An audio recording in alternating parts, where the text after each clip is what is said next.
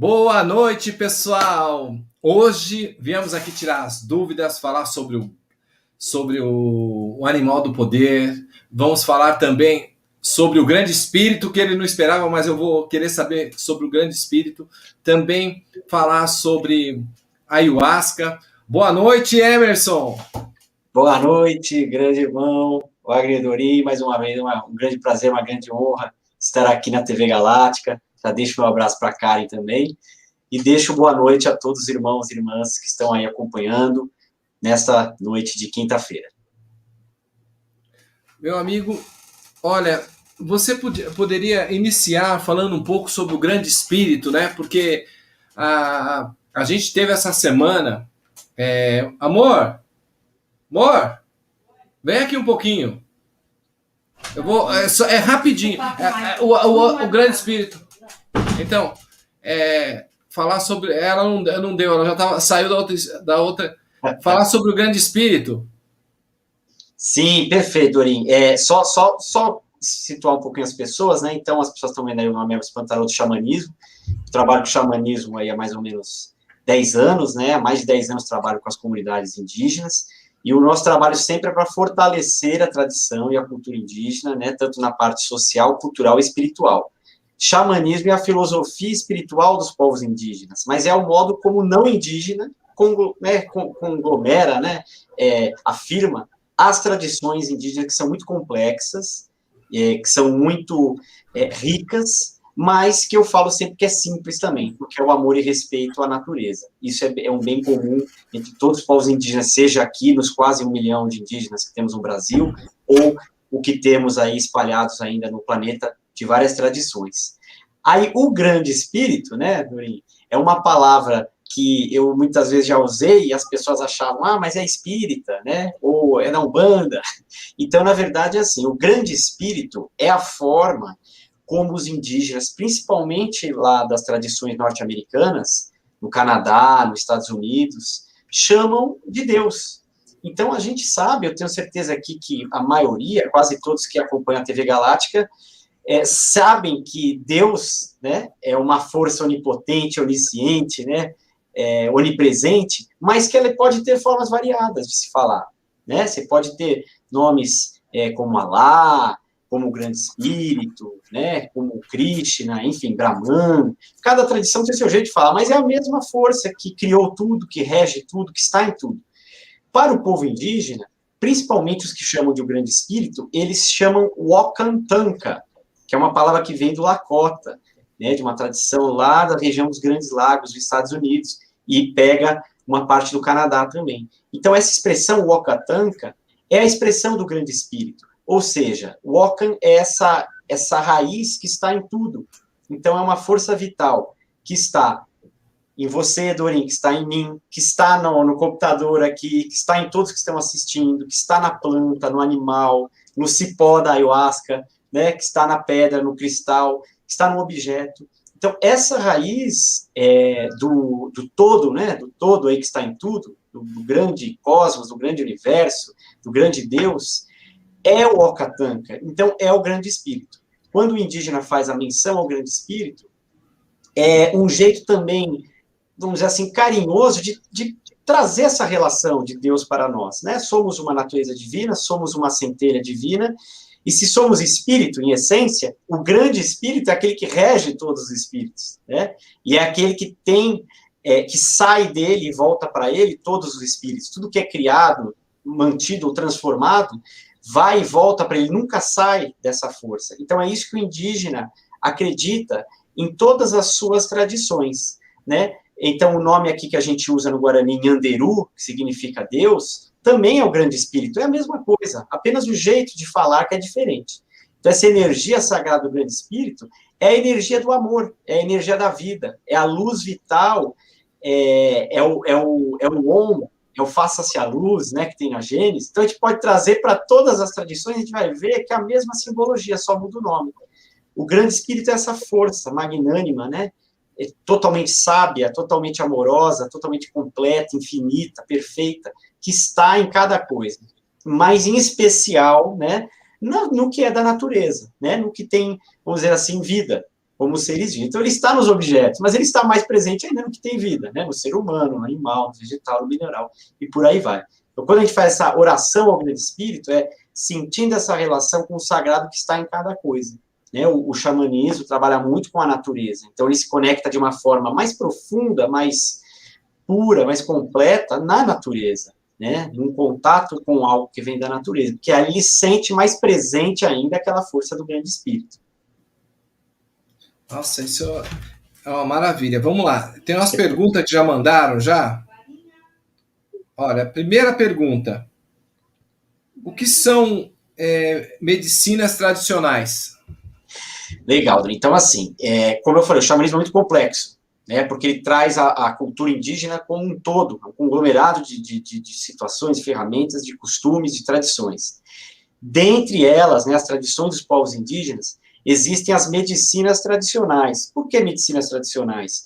Porque é a forma como o nativo acessava a cura dentro da aldeia, né? E ele acessava a cura dentro da aldeia com as coisas que tinham na natureza. Então, os grandes pajés, os grandes seres ali que tinham esse contato espiritual, trabalharam e trabalham com o que tem na floresta, porque o indígena fala que tudo que tem na floresta é para propiciar a nossa cura. Se a gente soubesse se conectar melhor com as árvores, com as plantas, com os cipós, com os cristais, com as pedras, com os animais, nós teríamos uma relação de autocura, né? De não precisar de nada que vem de fora, de nada alopático, de tudo que vem da própria natureza. Então, as medicinas tradicionais são as mais variadas e também se espalham aí pelo planeta, cada tradição tem a sua. No Brasil, nós temos várias medicinas tradicionais. No Nordeste, por exemplo, a gente tem a Jurema, sagrada. Nós temos o rapé, que é uma medicina também tradicional muito utilizada, foi difundida aí no Brasil como um todo. A sananga, que é um colírio sagrado lá do povo também do Norte. O cambô, né, que é o veneno que vem do sapo e provoca na gente uma transmutação e aquilo aumenta a nossa imunidade, mexe com o nosso corpo físico.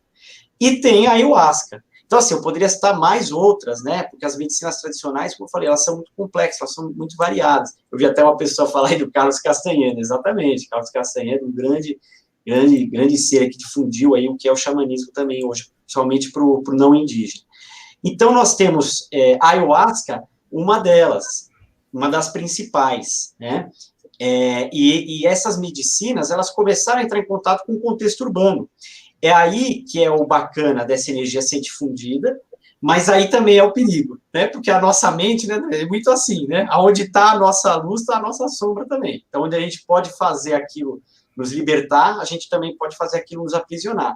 E é o que o ser humano vive, o não indígena vive nessa relação com as medicinas tradicionais. Elas são sagradas, elas não são para todo mundo, elas não são para toda hora, e deve-se ter muito respeito e cuidado ao usá-las, para sentir se aquilo realmente tem a ver com você. E, assim, foi até legal você falar do grande espírito, porque a gente traz a energia, né, do grande espírito justamente nas medicinas, porque cada medicina, o indígena sempre fala isso, tem o espírito da árvore, o espírito da planta, o espírito da pedra, tem espíritos guardiões que regem o trovão, o sol, a lua, mas todos eles também se tornam um grande espírito, se tornam uma coisa só.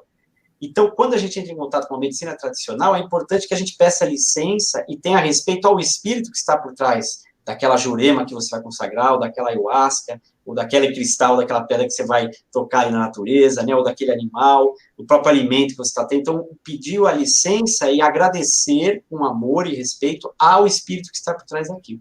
E assim, principalmente, nas medicinas sagradas. Nossa, interessante. A Tânia, ela colocou aí, ó, bem no começo, ó.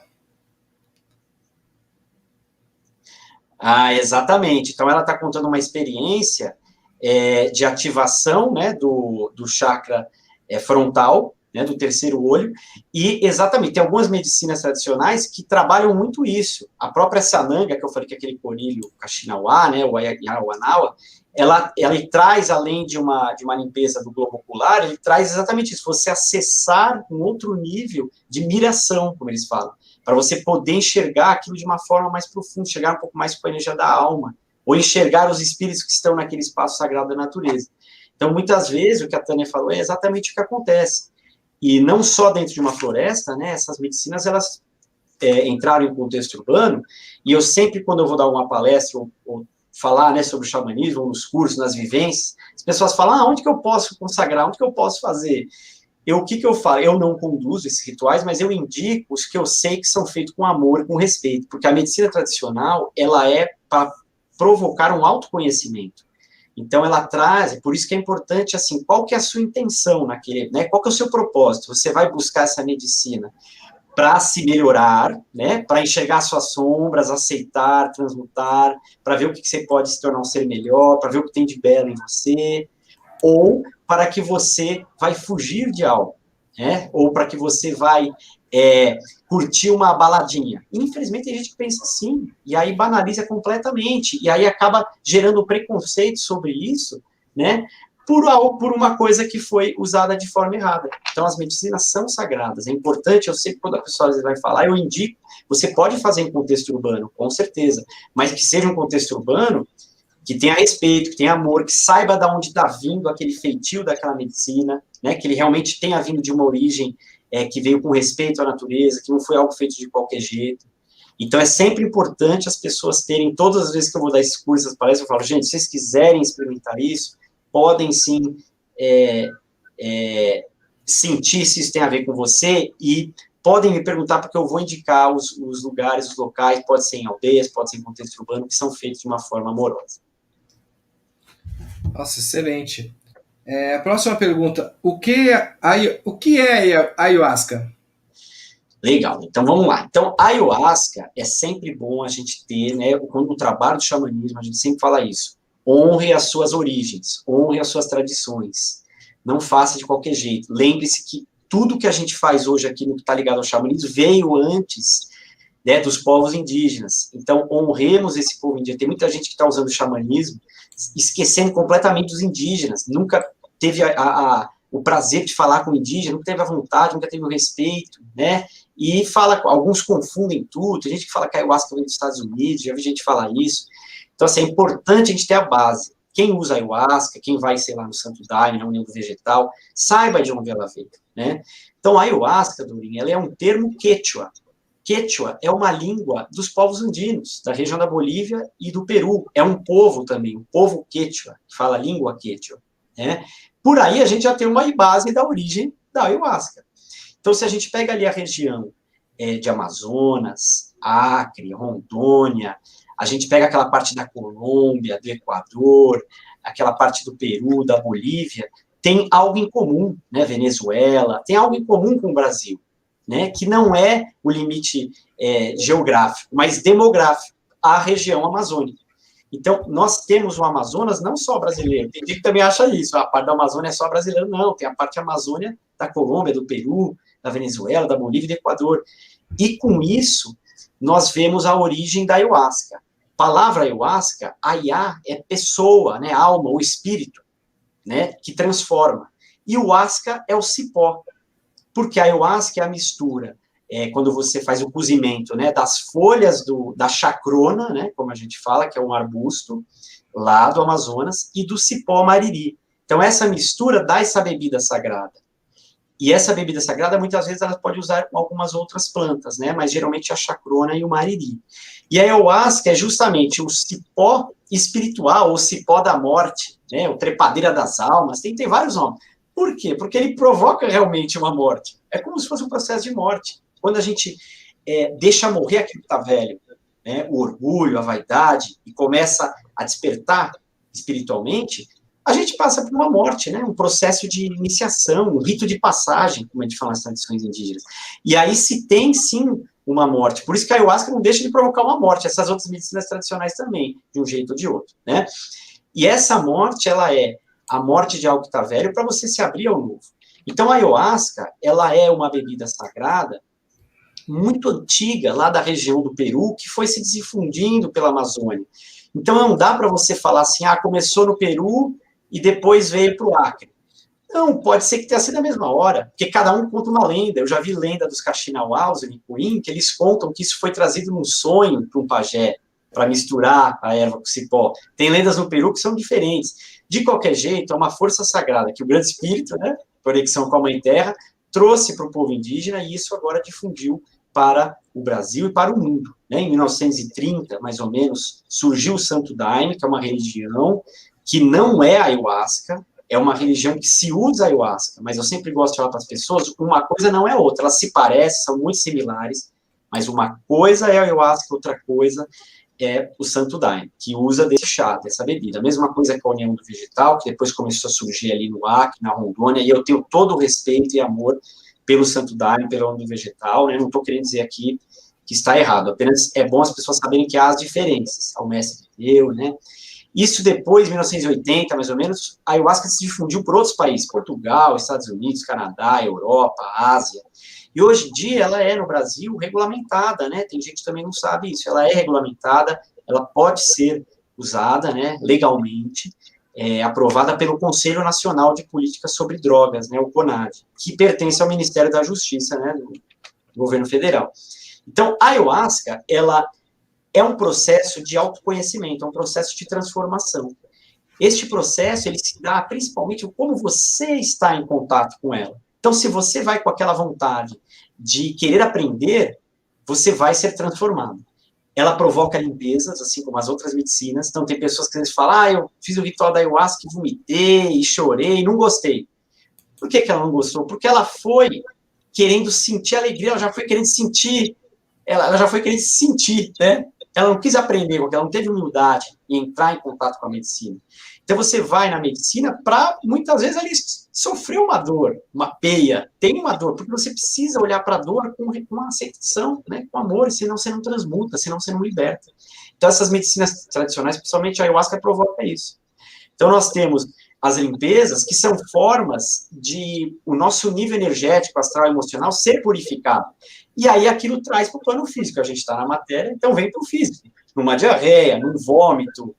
Tem pessoas que choram muito, pessoas que riem muito, pessoas que às vezes não sentem nada. Então, cada um tem um processo, e cada vez que você vai consagrar a ayahuasca é de um jeito. Né? Como eu falei, você estando na aldeia, no ritual, é diferente. Porque você está ali, a gente pensa assim, quando você está na aldeia, você já está numa energia mais telúrica, mais pura, mais neutra da natureza, sem afetar tanto pelo que vem do celular, né, pelos raios que vem do computador. Então, é diferente. Você está num ambiente ali que está numa energia da natureza. Então, o homem pouco atrapalhou ali. Já no contexto urbano, não é porque você vai fazer num prédio que a energia do amor não pode florescer. Lógico que pode, mas é claro que ela não vai estar com a energia da natureza. Então, para quem gosta de experienciar, isso é legal experienciar talvez os dois momentos, na natureza e num contexto urbano. O importante é a pessoa estar se sentindo bem e estar se tornando uma pessoa melhor, uma pessoa mais amorosa, mais com compaixão, primeiramente para si mesmo, né, com perdão, com aceitação. No fundo, essa é a verdadeira transformação que traz a ayahuasca em qualquer medicina tradicional, fazer o ser humano ser uma pessoa melhor. Como ela se manifesta na pessoa a que usa? Então, a pessoa, quando ela consagra, a gente tem aí... eu vou falar assim da medicina tradicional do povo indígena, quando a usa, né? Não nesse outro lado religioso. Ele traz, a Lúcia até falou, ela ataca o fígado, então assim, ela vai atacar, né? Ela vai trazer aquilo que a pessoa precisa. Então, por isso, que as pessoas, assim, elas é legal fazer um preparo antes, né? Então, você vai entrar em contato com essa medicina, tem gente, assim, que fica 7 dias sem comer carne, 7 dias sem usar bebida, aí é do jeito dela, né? A gente fala que, pelo menos, assim, de 1 a 3 dias, a pessoa possa se preparar para poder consagrar a medicina. Como que ela age? Ela vai trazendo a admiração conforme você vai entrando em contato com o seu ser interior. Então, tem muita gente que está cheio de coisa, de meleca dentro de si. Então, ela vai ver o quê? Aquelas melecas, por isso que, às vezes, ela não gosta. Então, a pessoa, muitas vezes, não gosta de ouvir a verdade. Ela não gosta de encarar a verdade de frente. Ela não tem coragem de se olhar no espelho, de ser transparente consigo mesma. Por isso que ela não se dá bem, por exemplo, num trabalho desse. E ela vai falar mal do trabalho. Mas, na verdade, o trabalho da ayahuasca, ou qualquer medicina tradicional, provoca justamente isso. Ó, se olha no espelho. O que você está vendo no espelho? Está gostando do que está vendo? Não está? Então, melhore, né? Então, ela provoca justamente a gente entrar em contato com a nossa natureza divina. É por isso, Dori, que eu sempre às vezes brinco com as pessoas para falar assim, é alucinógeno. Eu falo, não é alucinógeno. Porque alucinógeno é algo que te tira fora da realidade. Pelo contrário, a ayahuasca ela traz você para uma realidade maior, dentro de si mesmo. A partir do princípio que tudo está dentro de nós, ela provoca exatamente isso. O contato seu com o seu mestre interior, com a sua sombra interior, com o seu ser divino. Tem gente que vê as vidas passadas, né? E isso vai provocando limpezas no corpo físico, no corpo etérico, emocional, mental e espiritual. Teve um monte de casos de pessoas que se curaram de depressão num trabalho sério de ayahuasca, ou aquelas que estavam perdidas ali, desamparadas, mesma coisa, ou com algum problema físico, ou até aqui no interior tem um trabalho acho que é Padrinho Laércio, que ele faz com ex-usuários de droga, esse trabalho justamente para a pessoa se libertar daquele vício. Agora, é importante que a pessoa também não se vicie nele, porque quem já tem tendência, como a gente traz muitos vícios, né, não é só o cigarro e o álcool que é um vício, é também as emoções, os pensamentos, são formas viciantes que a gente, né, traz. Então, é uma forma da gente buscar se libertar dos vícios e buscar trabalhar essas impurezas dentro de nós. Então, ela age de diversas maneiras e provocando sempre limpeza. O importante é você não cortar isso, é você deixar fluir. Quando você se entrega, de fato, alguma transformação acontece. Seja uma vida que você viu fora do corpo, seja algo que você viu do que tem, né, de conhecimentos que você já tinha de outras vidas, enfim. Mas ela sempre provoca esse trabalho, né, uma reforma íntima, como fala espiritismo, é uma reforma, é um trabalho interior. Certo. Bom, todos podem usar? Então, aí que tá, assim, é importante a pessoa saber se ela precisa, né? Então, eu diria assim, que todos podem ter acesso a ela, mas nem todos precisam dela. Tem pessoas que não precisam da ayahuasca, ela faz uma meditação de outro jeito e naquela outro jeito ela já tem a conexão dela, né? Ela já tem gente que fala assim, eu fazendo os meus mantras eu já me conecto, então tá ótimo. Ou tem gente por um instrumento sagrado, por um cântico, né? Ou por uma determinada meditação. Então, assim, ela é aberta a todos, mas ela é importante que você sinta se realmente você quer. Então, ela nunca condena ninguém, mas quem não era para usar e a usa, pode, às vezes, ver coisa que não quer.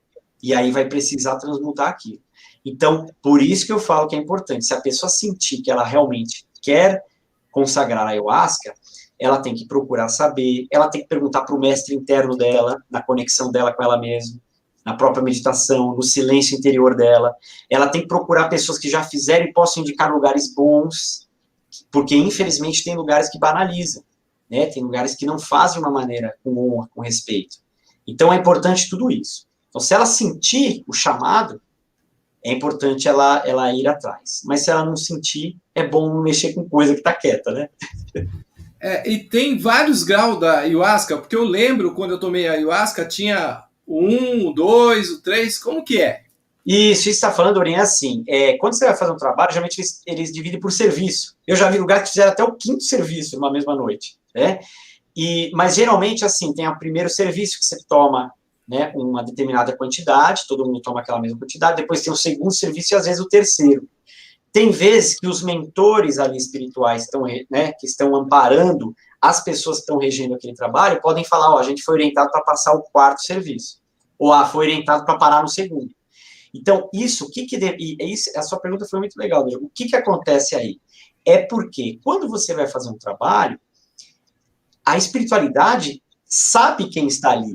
Então, vamos dizer que tem 30 pessoas naquele trabalho. Não é a mesma energia de 30 pessoas de um outro dia. E, às vezes, as mesmas pessoas não vão estar na mesma energia um mês depois. Então, aí que é legal. É a espiritualidade que rege. Por isso que é bom ser da luz, ser do bem. Porque ela vai reger de uma forma equilibrada e consciente, sabendo que cada um ali pode, até onde ele pode aguentar. Então, tem trabalho que tem pessoas que não tomam depois do primeiro serviço. Uma vez que eu tomei, foi assim. Eu tomei a primeira, né, quantidade e não consegui tomar a segunda. Foi a minha experiência ali. Eu senti que não deveria. Você pode falar, mas se você tomasse, talvez você teria sentido algo melhor? Pode ser. Mas algumas dicas que as pessoas dão é assim, nunca desacredite, nunca perca a fé. Né? Se você consagrou aquela quantidade e sente que não rolou nada, deixa fluir. Pode ser que no outro processo que você tome na outra quantidade, ele cause aquela transformação que realmente você começa a se sentir mal, que é justamente para expurgar. Então é importante, assim, nunca desista da força espiritual e sagrada que está por trás dessa medicina. Bom, estão perguntando aqui uma pergunta. A ayahuasca tem relação com os arcturianos, com os extraterrestres? Olha, mas então, eu não trabalho muito com os extraterrestres. Você sabe, é uma boa pergunta para a Kari, né? Então, Niamar, né?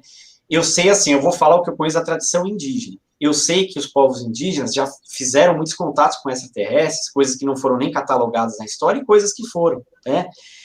O indígena tem uma astrologia maravilhosa, a astrologia guarani, a astrologia unicuim é fantástica, né? A andina, eles têm uma relação com as estrelas, e até o povo Lakota falava isso, que o nome dele e o símbolo é uma estrela, porque os xamãs falavam que é uma estrela, por quê? Porque eles receberam isso de fora. Ora, se recebeu de fora, foi no contrato extraterrestre, né? Então, assim, há com certeza a relação dos indígenas com o povo extraterrestre. Agora, se a ayahuasca veio deles ou não, aí eu prefiro falar assim, a ayahuasca veio da Mãe Terra e do Grande Espírito, né? Então, se tudo está dentro dele, então a gente pode dizer que também está ligado, querendo ou não, ao povo extraterrestre, ou, vamos falar assim, aos irmãos mais evoluídos de luz que trazem esses ensinamentos para o, né, pro povo aqui na Terra. Estão pedindo para você falar um pouco da Santa Maria. Explica um pouco sobre a... Legal, bacana. Bom, essa pergunta é bem bacana. Então, a Santa Maria é um trabalho, muitas vezes as pessoas às vezes confundem, né, com a ayahuasca ou algum outro trabalho que seja feito. Na verdade, a Santa Maria, a Madrecita, ela é muito usada no povo latino, né? Então, eu até essa semana estava vendo uma reportagem que a Santa Maria sendo usada no México. Então, você vê que é um trabalho que também é difundido, né? A ayahuasca, ela é muito parecida no seu processo com a Santa Maria, porque ela provoca também uma vertente de autoconhecimento, de aprofundamento, por uma energia de uma planta, da natureza. Então, eu já vi rituais que falam o mesmo nome, Santa Maria e ayahuasca. Na verdade, ela tem diferenças, né? Mas é muito próxima. E tem pessoas que às vezes falam assim, fui na Colômbia e consagrei a Madrecita. Quando você vai ver, a madrecita, na verdade, era a mesma coisa. Era o mesmo cipó e algumas plantas diferentes da chacrona. Tinha chacrona, mas tinha algumas outras plantas. Então, essa mistura, ela vai muito de encontro com o que aquela cultura foi influenciada, né? E essa influência não só de algo da tradição, mas, às vezes, algo que está passando agora. Por exemplo, eu frequento uma aldeia em Parelheiros, que eles são Guarani. É difícil você falar que o Guarani usa ayahuasca, não é da tradição dele. Mas os indígenas dessa aldeia de Parelheiros sempre estão em conexão com a ayahuasca, numa relação com os Unicuim lá do Acre, que trazem para cá, e em alguns que fazem um feitio em Parelheiros. Então, você vê, entre os próprios indígenas, às vezes há isso também, essa troca, vamos dizer assim, de ensinamentos. A Jurema, que é lá do Nordeste, eu já vi pessoas do Norte usando, indígenas do Norte. O rapé do Norte já foi usado também no Sudeste. Então, você traz totalmente essa conexão. Santa Maria, eu vi aí a pergunta, na verdade, ela é uma bebida sagrada, né? É um ritual sagrado. Não é o nome da planta, tá? Chadra Clauri. É o nome desse ritual xamânico, desse ritual indígena, onde você também consagra uma bebida. Mas a Santa Maria, ela pode ter formada de várias plantas diferentes que tem na Amazônia, que tem na Colômbia, isso já foi usado no México também. Então, também provoca um processo de autoconhecimento. Bom, teve uma pergunta lá em cima que perguntou, pode usar rapé todo dia? Pois é, aí que tá, é o que eu falei, as pessoas às vezes se viciam, ela sai de um vício, mas transfere para o outro vício. Então, é importante a gente sempre analisar que os vícios que a gente tem estão ligados aos efeitos colaterais, né? Então, tem efeitos colaterais mais graves e mais sutis. Nas drogas mesmo que a gente vê, acontece isso, né? Então, nas bebidas, né, nos trabalhos, nas medicinas tradicionais, isso também vai afetando o modo como a gente se relaciona com a gente mesmo e com aquele sagrado. Se a gente usa o sagrado para nos transmutar e nos desapegar dos vícios, então é um sinal que você está num caminho evolutivo. Agora, se a gente passa a ficar preso, a gente só transferiu, então a gente tem que tomar cuidado. porque nós estamos usando uma coisa diferente, mas ainda estamos dentro da gente preso, apegado a algo. Então, o rapé, eu não recomendo usar todo dia. Tá? O rapé um trabalho também magnífico, né? Que pode curar dor de cabeça, sinusite, rinite, problemas gástricos. A inalação provoca também uma abertura espiritual, consciencial e mental. Pode provocar, sim, vários tipos de limpezas emocionais. Mas o rapé, você tem que tomar cuidado ao usar. Eu já vi pessoas, assim, extremamente equilibradas, que ao usarem, se desequilibraram completamente. Então, essas medicinas, é importante você ter um cuidado. Se você, dentro do seu ritual, realmente estiver se sentindo bem, porque eu sempre falo assim, nunca diga nunca, né? Tudo é possível. A sabedoria do infinito, do sagrado, se manifesta de infinitas formas, né? A sabedoria de Deus, do grande espírito. Se a pessoa realmente teve um contato que o mentor dela falou, que ela tem que usar todo dia por algum motivo, aí vai da pessoa, é o livre-arbítrio dela, né? Mas é importante que o quê? Você entenda como que aquele rapé está me trazendo. Será que ele já não me libertou de algo? Será que eu estou precisando usar todo dia? Será que eu não estou apegado? Então, faça essa pergunta, faça essa reflexão. O rapé é maravilhoso para várias coisas. Mas se a pessoa está usando todo dia, ou é porque eu falei que é um caso muito raro, que ela realmente está sentindo que ela tem que usar todo dia por um processo, ou é porque ela já se apegou a ele também. É muito importante a gente ter essa reflexão. Ó, ainda está perguntando, Santa Maria é diferente de erva Santa Maria?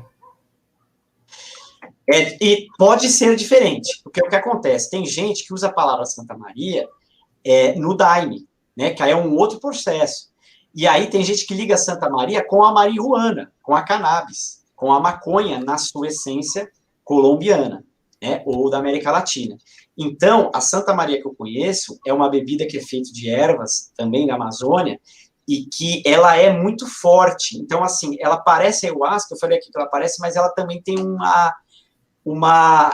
ela deixa, assim, mais marcas. Então, eu diria que ela é um pouco mais delicada para se usar, né? Já essa Santa Maria aqui, essa moça, então, provavelmente ela deve estar se referindo ao que se confundem ou se usam esse termo da cannabis, que aí é um outro tipo de trabalho. É um trabalho que eu também nunca tive o contato com os povos indígenas usando, que isso é mais da Colômbia, mas você percebe, quem fez a pergunta, que todos esses trabalhos, eles são com forças da natureza. E aquela força da natureza não foi passada por acaso. Ela foi passada por um processo de respeito, um processo sagrado de um povo ancestral, e aquilo veio vindo. Por isso que é importante a gente saber a origem daquilo antes de usar. Né? E ver se aquilo realmente tem a ver com você. Certo. Se sentir o chamado, aonde procurar? Então, aonde procurar? Bom, aqui em São Paulo, né, eu moro em São Paulo, capital, eu indico pessoas aqui em São Paulo, na cidade de São Paulo, em ambientes urbanos, que fazem de uma maneira maravilhosa, com respeito, com honra, com amor. Então, esses lugares eu posso indicar, depois que o Dorim vai deixar meu contato, as pessoas podem me contactar e eu transmito o contato dessas pessoas que fazem esse trabalho. Agora, se a pessoa sente esse chamado na natureza, eu também posso passar, inclusive, esse contato de Parelheiros, né? Mas tem outras aldeias no estado de São Paulo, são menores, mas tem, e especialmente em lugares, né, do Mato Grosso ali para cima, pegando a região norte, que aí já é o próprio povo indígena que já tem esse contato, né, muito antigo já com a ayahuasca. Então, nos meus contatos, vocês me perguntem que eu passo esses lugares que fazem de uma maneira respeitosa. Ó, gente, eu falo para vocês a experiência que eu tive. Eu nasci já com a clarividência, já nasci com auditivo, já faço a projeção, já escuto, como se diz, o meu amiguinho virtual, eu escuto desde jovem, né? Então, eu não sabia o que era aquele amiguinho virtual. A gente vai crescendo, descobre que é o mentor, que é nosso guardião. Com a ayahuasca, o que aconteceu comigo? Eu tomei a primeira, aí deu um tempo, veio a segunda, aí no mesmo dia a pessoa fez o rapé, isso faz uns 4 anos, fez o rapé no um, no outro. Daqui a pouco, gente, eu voltei na minha infância, eu fui voltando na minha infância, em vidas passadas, mas tudo bem controlado. Eu sofri um pouco na vidas passadas, eu chorei bastante, algumas coisas que eu trouxe para essa vida. No primeiro dia, eu chorei bastante e depois foi difícil assim de ir voltando, porque eu achei que eu ia ficar preso naquele lugar, daí eu fui voltando para minha infância, fui voltando para a adolescência, fui voltando para a idade já adulta, depois casado, depois eu enxerguei, a primeira pessoa foi a Karen, nisso a minha pineal, ela se abriu mais, ela se abriu muito mais, isso eu falo por mim, experiência minha, tá? Eu não indico, cada um faz o que se sentiu chamado, mas depois eu fui pensando em tudo o que já aconteceu na minha vida. Há 4 anos, eu acho que eu estava com 47, 46 anos, eu não lembro direito, estou com 52, e eu fui vendo que tudo que eu passei foi uma lição na minha vida, e eu estava realmente recuperando alguns karmas de vida passada, alguns contratos de vida passada, que eu estava desfazendo os contratos. Então, muitas coisas também, não, isso sou eu, o Wagner. Como disse, você sentiu o chamado. Mas para mim foi muito bom. Eu só fui uma vez e eu não voltei mais porque, como se diz, foi o suficiente para mim. Foi o chamado que eu tive naquele dia e depois eu não tive mais o chamado. Várias pessoas convidou. O Emerson, para quem não conhece, ele é meu professor, tá? Ele é meu mestre. Foi ele que me deu vários cursos, eu tenho várias aulas. Aí entrou esse vento forte, né? Esse vento forte, ele não pôde mais comparecer aqui no Espaço Galáctica, mas a gente ficou de terminar, acho que falta 6 aulas, mas, gente, faltava 6 aulas, mas, veja bem, o curso dele aprimorou e falta muito mais aulas. Eu falo para vocês, eu aprendi muita coisa com o xamanismo. Ele é meu segundo mestre no xamanismo. E falo para vocês, inclusive até o Reiki Xamã, eu aprendi o Reiki Xamã com o meu primeiro mestre, depois eu fui aprender o Guarani, né? O Guarani com o Emerson, e também ele me ensinou também como tirar as magias de dentro da minha casa, como limpar as magias minha mesmo, como foi uma ferramenta a mais no meu trabalho de terapeuta. Sim. Somente com as ervas, né? Essa foi minha experiência.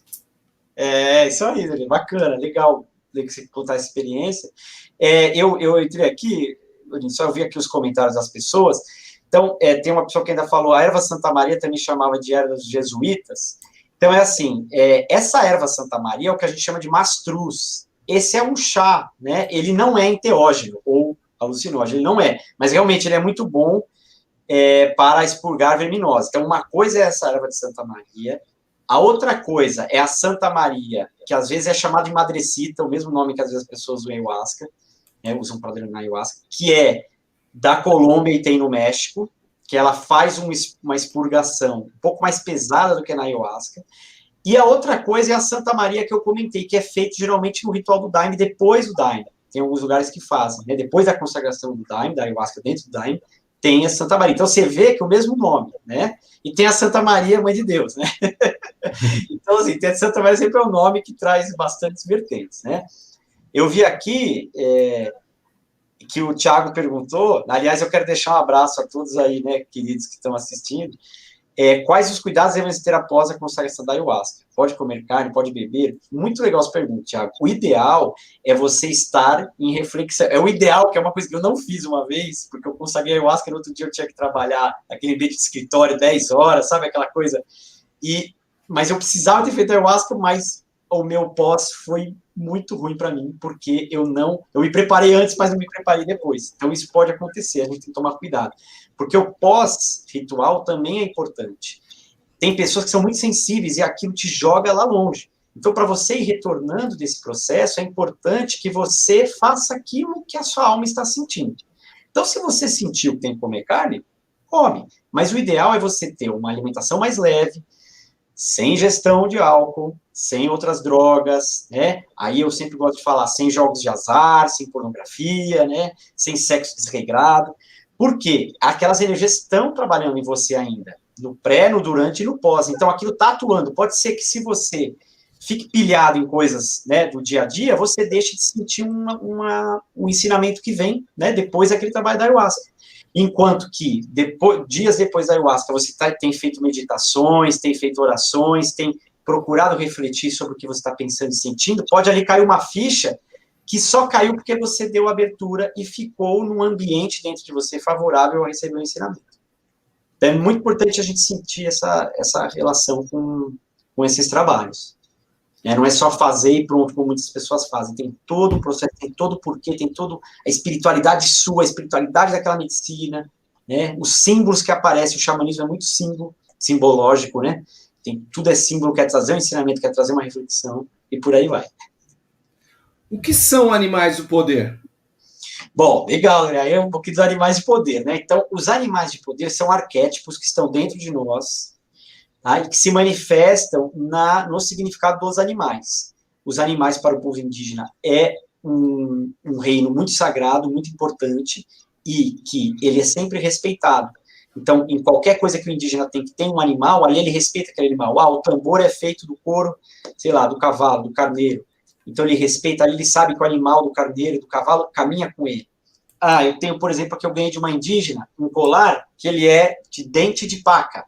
Então, aqui está a energia da paca, que é um animal também muito sagrado, e traz comigo, eu honro essa energia. Então, à medida que você honra o animal de poder te honra. É bom para a evolução dele, é bom para a sua. O animal de poder é um trabalho maravilhoso que você faz em contato com aquilo que está dentro de você. Então, todo mundo tem um animal de poder.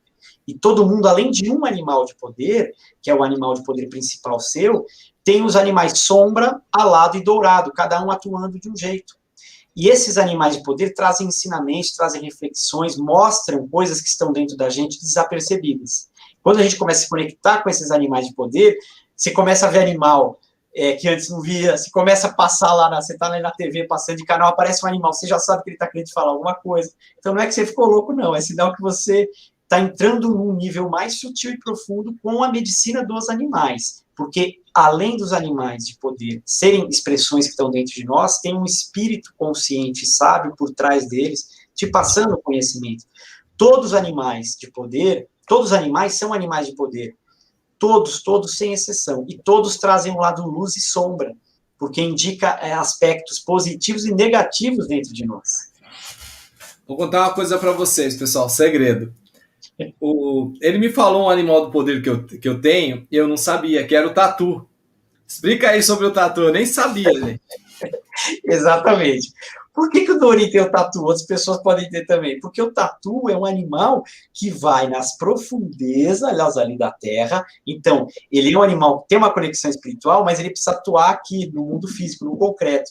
Como? Indo até o fundo da Terra, para poder trazer a regeneração, a cura. Então, quem trabalha, por exemplo, desfazendo magia trevosa, quem trabalha com coisas mais pesadas, é luz, né, na parte densa. Então, o tatu vai até o fundo da parte densa para trazer luz, para ajudar a pessoa a despertar, para ajudar a curar. Traz aquilo de mais profundo que ele tem no ser, naquilo de mais profundo, que às vezes pode ser algo denso, para transmutar. Então, o Dorim, ele tem essa medicina do tatu e ele trabalha com ela. Gente, alguém tem que limpar a sujeira dos outros. Os escuros vai lá, faz coisa ruim para vocês, para amarração, coisa para você o seu trabalho não dar certo, suas coisas não dar certo na sua vida. E alguém tem que desfazer isso. E eu trabalho com isso, eu trabalho com a energia para ir lá, graças aos arcanjos, graças aos mestres, graças ao xamanismo, graças à energia dos ciganos, graças à energia dos intraterrenos e também dos arcturianos, eu vou lá resgatar e limpar aquilo ali, não devolvendo nada que a gente limpa, nada que foi mandado para você não é devolvido, é colocado na chama violeta e assim, transmutando, queimando, para nada voltar para ninguém, só luz. Bom, vamos lá, a próxima pergunta. Como entrar em contato com eles?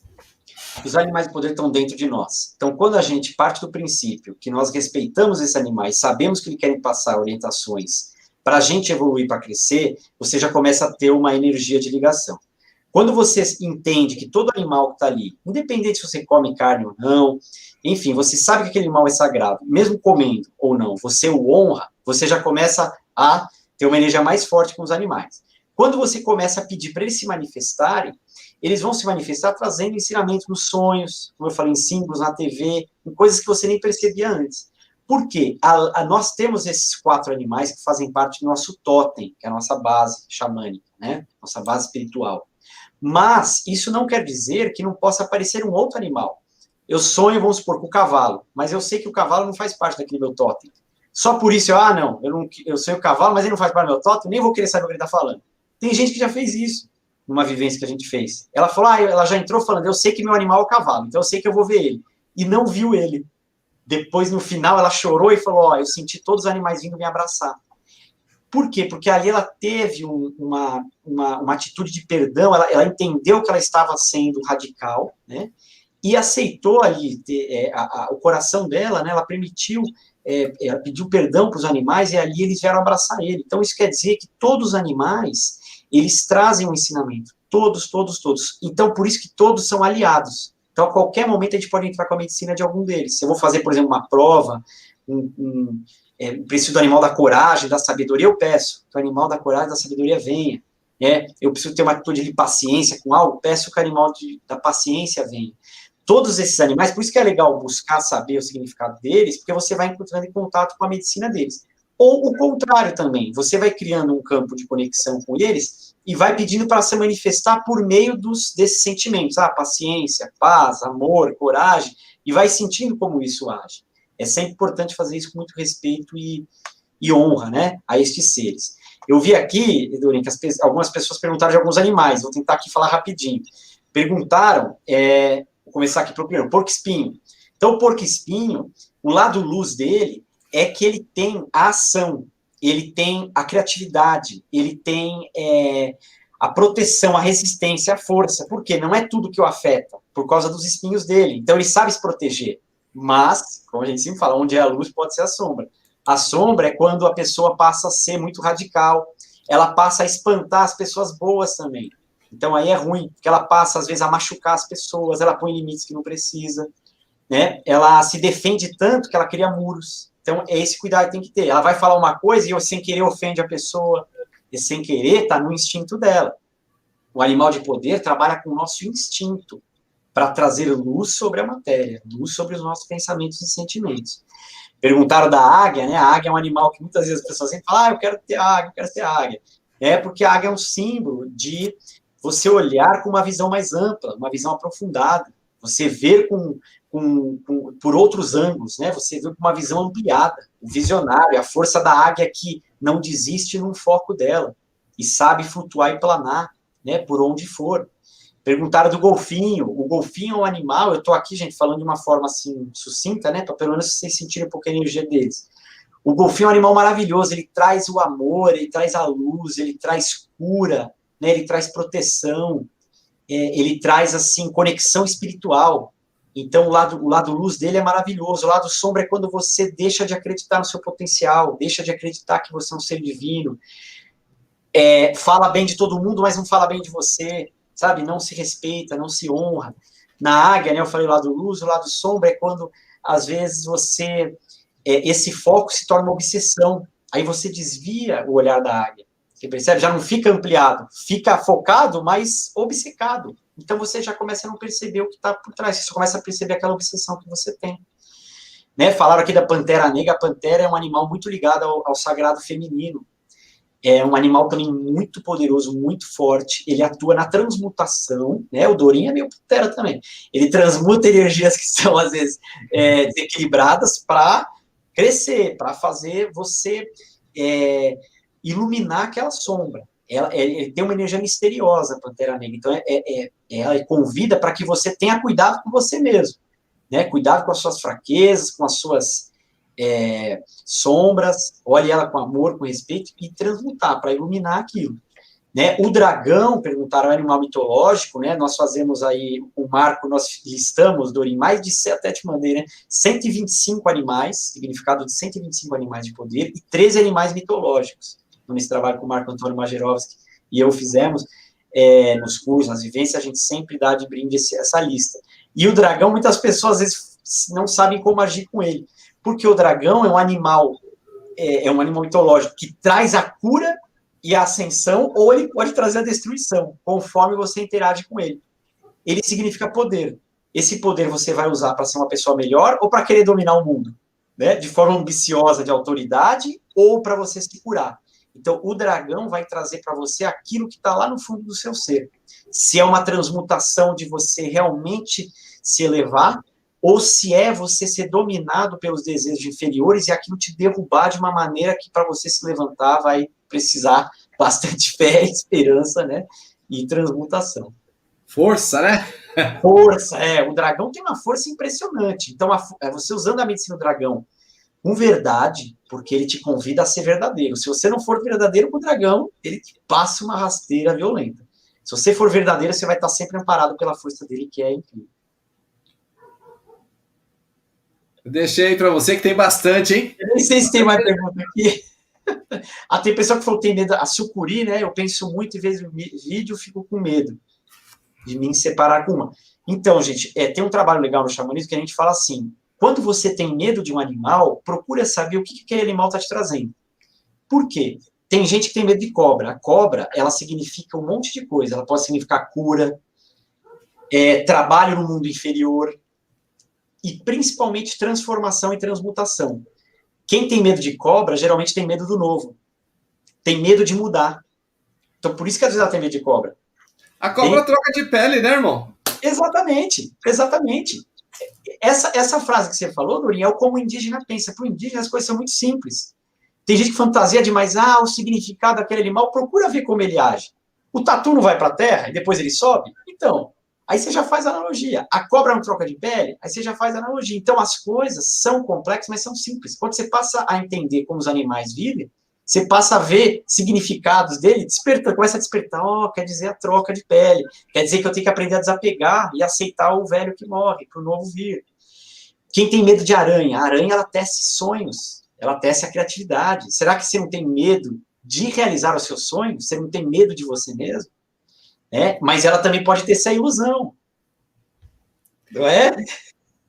O mensageiro dos sonhos, como é que foi tecido? Conta a história aí, professor. O mensageiro dos sonhos, exatamente. O Dreamcatcher, né, que é o filtro dos sonhos, o mensageiro dos sonhos, é da tradição Ojibwe, lá dos indígenas do Canadá. E foi tecido justamente assim. Então, é um artesanato que a gente usa, mas hoje em dia muitas pessoas usam, mas ele é mais do que isso, né? Na lenda ele conta que ele foi, as crianças daquele vilarejo, né, as mães estavam com medo, né, porque dizia uma lenda que essas crianças podiam ser perseguidas, podiam chegar ali pessoas, né, que fossem maldosas. Então, a aranha veio numa noite de luar e teceu, né, com a ajuda da avó de um menino, teceu aqueles fios, né, que dão proteção. Por isso que é Dreamcatcher, que é justamente ele capta para que a criança não tenha o pesadelo. Então, o pesadelo passa por aquele fio e fica lá. Então, você vê que é um simbolismo justamente para a gente ter bons sonhos. Aí a gente pode trazer bons sonhos, não só quando a gente está dormindo, mas os bons sonhos, né, que a nossa alma queira realizar aqui. Então, são vários simbolismos que as pessoas às vezes banalizam, mas tem uma sabedoria muito grande por trás aqui, de cada uma desses instrumentos, dessas ferramentas, desses artesanatos, de tudo. Como que a pessoa pode descobrir o animal do poder dela? Então, Dorim, para descobrir o animal do poder, assim, tem pessoas que não precisam de vivência nenhuma, ela já sabe dentro dela. Tem pessoas que, entrando em contato dessa forma, assim, procurando saber melhor, pedindo no sonho para que apareça, às vezes aparece no momento que ela não espera. A semana retrasada, uma pessoa falou para mim, e você vê, ela nunca tinha feito curso nenhum, nunca fez vivência nenhuma xamânica, nem vivência ela tinha feito. Mas ela queria saber o animal do poder dela. Ela foi tão sincera no que ela pediu, que o animal apareceu fisicamente. E apareceram 2 gaviões. Então, qual que é a probabilidade de 2 gaviões aparecerem na zona leste de São Paulo, um lugar que não tem nem árvore no bairro que ela mora, e 2 gaviões apareceram. E ela falou, será que eu estou sonhando? E os gaviões foram e seguiram. Então, ali foi uma confirmação que era o gavião. E ela nunca fez ritual nenhum. O que ela tinha? A sinceridade e a fé na busca dela. E foi permitido ela saber. Então, quando a pessoa está com uma busca sincera em saber o animal, pode ser de infinitas formas. Mas há meditações, né, que tem até na internet, né, para quem sentir, se for assim, pode ser também. E eu conduzo vivências, né, presenciais e online, facilitando a pessoa entrar em contato com o animal de poder dela. Né? E das vezes que eu já fiz, tanto coletivamente como fisicamente, como pessoalmente, eu acredito que, assim, de umas 80 pessoas que passaram isso, em 2 casos, eu não pude saber qual era, e a pessoa também não. E numa delas, um mentor meu falou assim, olha, você não pode saber, mas fala para ela assim, é porque você já sabe. E quando eu falei, é porque você já sabe, ela começou a chorar, porque realmente ela já sabia, ela apenas não aceitava aquilo. Então, tudo é possível, né? Mas há vivência, sim, que até eu conduzo na natureza, fora dela, e meditações que ajudam, né? Qual a mensagem do animal, dos animais do poder para esse momento que nós estamos vivendo atual, aqui com esse vento forte aí? O vento forte, né, Doni? Bacana essa sua sugestão. Eu vou pedir, então, aqui, para que, né, eu peço a conexão aí de todos vocês, cada um do seu jeito, né? Vamos pedir aqui para que o Grande Espírito Alma em Terra possa trazer um ensinamento, uma simbologia de algum animal de poder.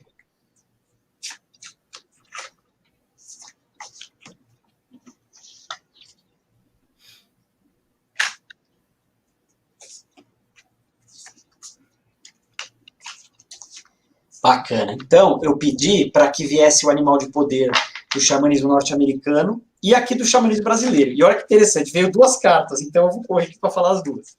Então são três, né? Duas do norte-americano. A primeira que apareceu aqui, a coruja. Tá? E a coruja é um animal que ela traz a importância de nós desenvolvermos o chakra frontal, né? A nossa visão ampla, porque a coruja enxerga no escuro. E só que ela tem uma propensão a fugir. Então você vê que o momento atual, ele fala assim, tome cuidado para você não fugir daquilo que você sabe no fundo que você tem que encarar. Então a coruja indica para que a gente encare o medo e se transforme, porque ela é um animal que também traz transformação. Muitas pessoas vão falar, a coruja é sabedoria. Sim, ela é a medicina do conhecimento da sabedoria. E a sabedoria é justamente para a gente não fugir de algo que a gente precisa mudar. Então ele fala aqui, nós precisamos mudar, nós estamos no momento que precisamos mudar os nossos sentimentos, os nossos pensamentos, a nossa rotina. É preciso recriar uma vida no planeta Terra. E começa a gente vencendo os medos e aquilo que a gente tende a fugir. E olha que interessante, veio a carta do corvo, que é um animal que traz a luz e sombra também muito grande. Porque o corvo é muito ligado, às vezes, às bruxas, né?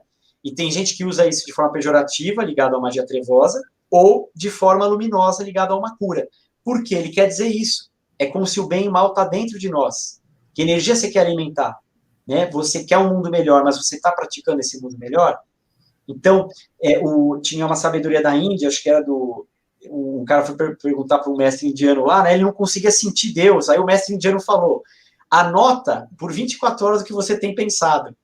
E no que ele pensava era só reclamação, dor, xingava, né? Aí ele foi falar com o mestre, ó, tá aqui. Ele falou, então, olha aqui o que você pensa, você anotou, Deus não tá aqui, né? Você só reclama, xinga, provoca, então como é que você quer sentir a força dele? Então é meio que isso. Como que a gente quer resultados diferentes com pensamentos, sentimentos na mesma vibração?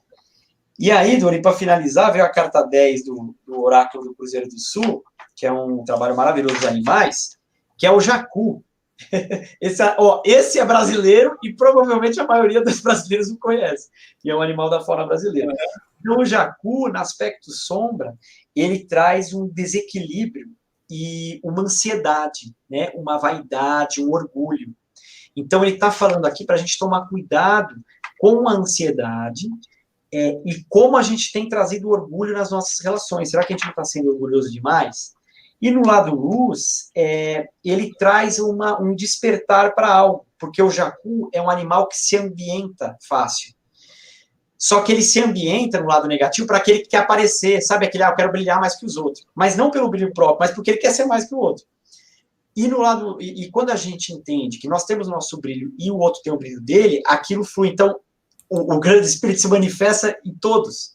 Então, aí a gente passa a aceitar que nós somos um milagre e o outro também é. E que o milagre está sempre à nossa espera. Então, aqui é um convite também para que a gente possa ter fé e confiar. Confiar no fluxo da vida e confiar, você citou a palavra do vento, né? Confiar na força do vento. Na força do vento que renova, que transmuta e que cura também. Ô, meu professor, meu mestre, estamos chegando a 3 minutinhos para encerrar o programa. Eu queria que você deixasse suas redes sociais, seu WhatsApp, se puder. Mesmo assim, eu vou colocar no descritivo do vídeo. Vou pedir para a equipe amanhã já colocar. Maravilha, meu irmão. O mestre e o professor tá tudo dentro de nós, viu? É você aqui comigo, é você, tudo com todos. Todo mundo é mestre e discípulo ao mesmo tempo, né? Então vamos lá, irmão. No Instagram é @essenf.xamanismo. Essenf é a essência cultural do espírito nativo da floresta, que é o trabalho que eu tenho. Então, essenf.xamanismo. No Facebook também. E tem também o @Emerson, com N de navio no final, @terapeuta. @Emerson.terapeuta. No Instagram e no Face.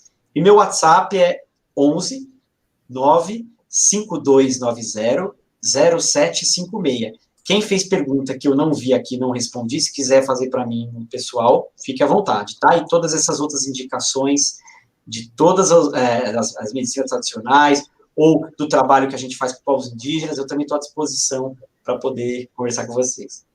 Emerson, muito obrigado em nome da TV Galáctica, em nome da família Galáctica, em nome da minha esposa, Karen Rodrigues, gratidão por mais uma visita na nossa casa. Veio aqui tomar um cafezinho. Seja bem-vindo. Porque quando o cigano convida você para tomar um café, é porque ele gosta de você. E nós gostamos muito de você. Ô, irmão, muito obrigado. Eu agradeço e honro a você, a Karen, a TV Galáctica, a todos esses seus amparadores, mentores, né? Todo esse trabalho maravilhoso que você faz, Dorim. Estamos juntos. Quero agradecer a todos que assistiram aí, meus irmãos e irmãs. Um beijo grande no coração. Que o grande Espírito e a Mãe Terra abençoe a todos. E se manifeste aí com muito amor. Obrigado, pessoal. Boa noite. E lembrando, eu sou cigano de alma e coração, não sou de sangue, não. Mas meu coração é totalmente cigano e totalmente xamânico, porque eu quero... O cigano gosta de viajar, gosta de andar por todo lugar, gosta de mexer com ervas, eu adoro mexer com ervas. E estamos aí. Obrigado, meu querido. Aqui também, viu? Tem o coração cigano também.